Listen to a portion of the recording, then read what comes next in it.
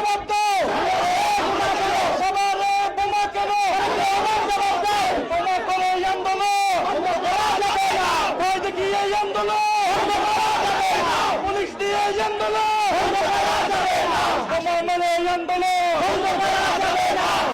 সাভারে বোমা কেন, তারেক রহমান জবাব দে, এই স্লোগানে উত্তাল করে ফেলেছে রাতের সাভার।